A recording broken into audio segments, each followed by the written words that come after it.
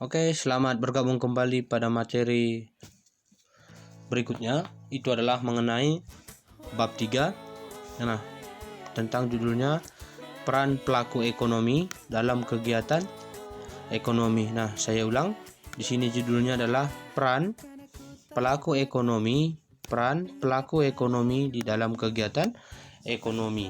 Oke, baik. Nah, dari judul, saya mau jelaskan dulu. Di sini ada kata peran. Nah, kemudian ada kata kegiatan. Ya, ada kata kegiatan. Nah, berarti di sini ada dua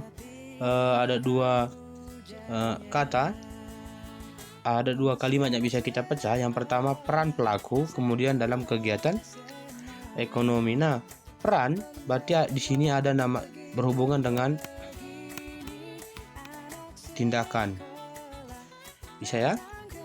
Peran itu berhubungan dengan tindakan. Nah, jadi peran akan menghasilkan tindakan, diharapkan dapat menghasilkan tindakan yang nantinya akan berhubungan dengan kegiatan ekonomi. Jadi tindakan ini akan mempengaruhi kegiatan ekonomi. Nah, apakah kegiatan itu maju? Apakah kegiatan itu maju atau kegiatan itu akan sebaliknya, berarti ada mundur. Nah, pada pertemuan kali ini kita akan bahas peran pelaku ekonomi dalam kegiatan ekonomi pada materi berikutnya. Oke, kita perhatikan. Nah, yang pertama, produksi sebagai kegiatan ekonomi. Nah, berarti peran pelaku itu ada di sini sebagai produksi. Bisa ya? Nah, produksi. Nah, apa itu sebenarnya pengertian dari produksi? Pada materi sebelumnya, bab 2, pada ekonomi klasik dan modern, kamu sudah mempelajari yang namanya produksi. Paham ya? Nah, produksi itu, saya ulangi kembali, adalah kegiatan menambah faedah atau menciptakan benda baru. Saya ulangi, kegiatan menambah faedah atau menciptakan benda baru. Saya kasih satu logika. Nah, ini satu barang. Nah, barang ya. Nah, sebelum barang ini dapat dikonsumsi, maka sudah pasti sebelum dikonsumsi ada namanya produksi. Diproduksi kemudian dikonsumsi. Jadi, kalau saya kasih contoh adalah ubi kayu. Nah, ubi kayu itu adalah bahan mentah, benar ya? Bahan mentah ketika sudah dapat dikonsumsi oleh masyarakat luas, dia sudah menjadi barang siap pakai atau kegunaannya langsung dapat digunakan untuk memenuhi kebutuhan masyarakat luas, jadi mengubah bentuk. Bisa ya?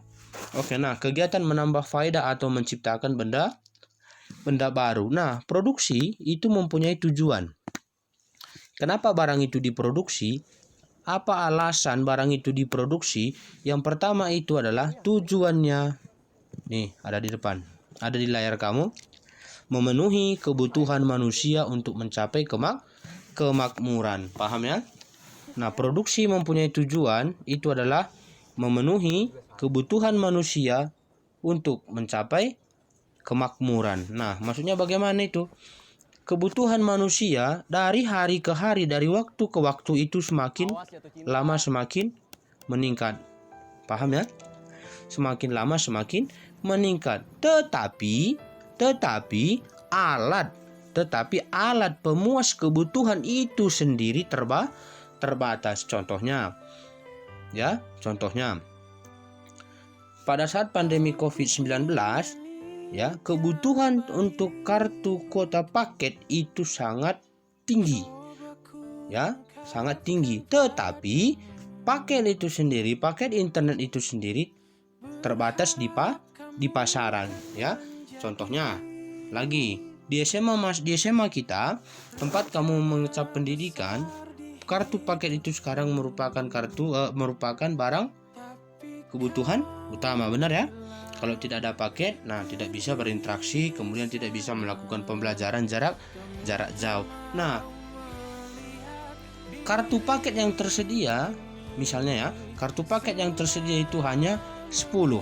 Tetapi yang membutuhkan kartu paket itu ada sekitar 100. Jadi 1:10. Nah, itulah yang dimaksud untuk diproduksi lagi barang substitusi, barang pengganti paket yang lain, itulah tri, eksis, dan sebagainya. Bisa ya? Nah, jadi tujuan diproduksi apa? Memenuhi kebutuhan manusia untuk mencapai kemakmuran. Kemakmuran ini kategori bagaimana?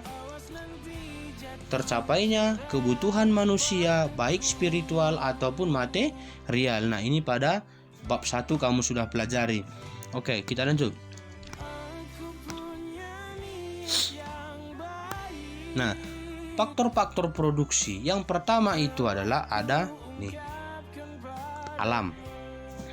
Nah, ternyata untuk memproduksi satu barang, nah ini simbol unit barang ya. Nah, untuk memproduksi satu barang, ternyata alam juga mempengaruhi. Maksudnya bagaimana? Kenapa alam juga masuk dalam kategori pemenuhan produksi? Oke, kita lihat. Alam ini menghasilkan yang namanya sumber daya, benar ya? Atau sering disebut dengan bahan baku. Nah, ketika kamu ingin memproduksi satu barang, saya katakan itu adalah jenis makanan. Ketika alam tidak menyuplai atau alam tidak menyediakan, maka produksimu bagaimana? Apakah itu berhasil atau tidak? Sudah pasti tidak. Kenapa? Karena bahan baku untuk memproduksi barang itu tidak disediakan oleh alam. Contoh yang kedua.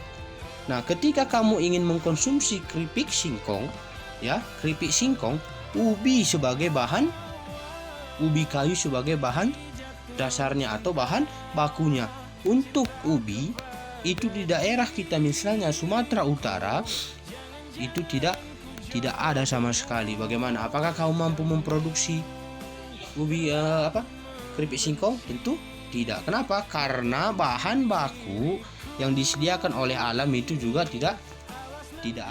Nah, tadi faktor alam. Sekarang kita masuk ke bagian B, yang keduanya. Selain alam, ternyata nih, tenaga kerja ini juga mempengaruhi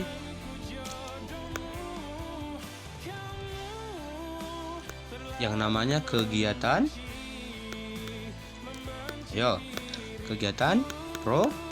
produksi. Bisa ya? Nah, ternyata tenaga kerja juga mempengaruhi kegiatan produksi. Kenapa? Karena tenaga kerja, nih saya kasih contoh. Nah, tenaga kerja ini adalah orang yang melakukan kegiatan produksi. Nah, kamu punya bahan baku. Saya,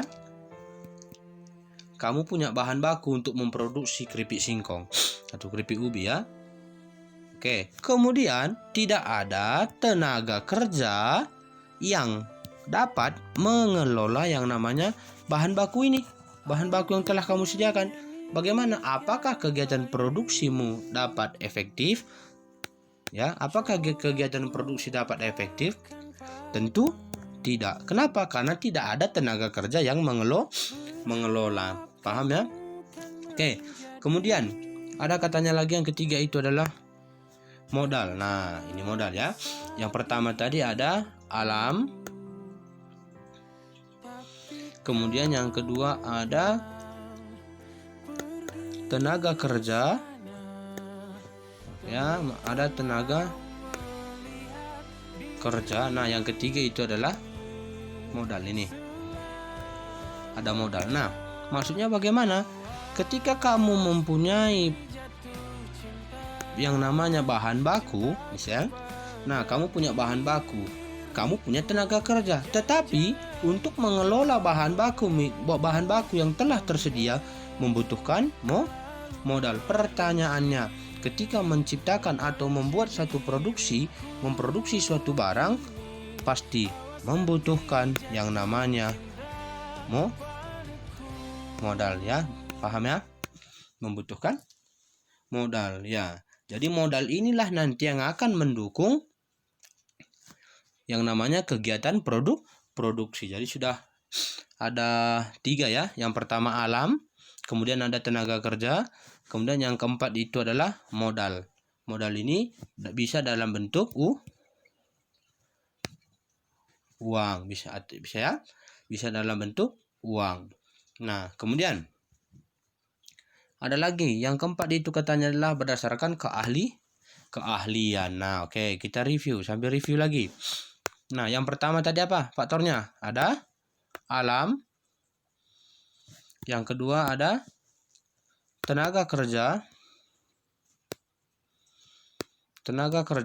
Kemudian yang ketiga itu ada modal. Kemudian yang keempat itu adalah nih yang di atas ada keahlian. Nah, untuk menciptakan suatu barang produksi, paham ya? Untuk menciptakan suatu barang yang diproduksi, nah pasti kalau dia jenis barangnya ingin masuk dalam kategori nasional minimal, sudah pasti membutuhkan tenaga kerja yang ahli. Paham ya? Nih, sudah pasti membutuhkan tenaga kerja atau mesin yang akan mendukung berhasilnya produk itu sendiri. Bisa ya? Nah, keahlian ini akan mendukung, nah paham ya? Keahlian ini akan mendukung yang namanya kamu menghasilkan produksi. Nah, banyak orang bisa yang dapat menciptakan satu barang tetapi tidak ahli. Paham ya? Kamu sendiri dapat menciptakan satu produk. Kamu dapat menciptakan satu produk tetapi kamu belum tentu ahli dalam menciptakannya. Paham ya? Oke. Jadi sambil kita review, kita ulang. Nah, tadi ada 4 faktor yang mempengaruhi produksi. Nah, yang pertama tadi ada namanya faktor alam, faktor alam. Kemudian yang kedua ada faktor modal. Yang ketiga ada namanya faktor keahlian. Dan yang terakhir itu adalah faktor alam modal. Modal. Satu lagi yang kurang itu adalah tenaga kerja. Paham ya? Nah, ketika keempat ini ya, ketika alam, modal, keahlian, tenaga kerja ini utuh dimiliki, maka kegiatan produksi ini dapat berjalan dengan sukses. Nah, ketika kamu nanti setelah selesai menyelesaikan pendidikan di bangku sekolah menengah atas atau SMA, kamu terjun ke lapangan. Nah, berusahalah yang namanya menghasilkan satu produksi dari yang tidak ada menjadi ada. Ketika kamu muncul dengan dilema seperti itu, maka ingatlah 4 yang akan mempengaruhi kegiatan produksi kamu. Yang pertama adalah alam, ada modal, ada keahlian, dan ada tenaga kerja. Oke. Sampai ketemu di materi berikutnya. Tetap semangat dan sampai jumpa.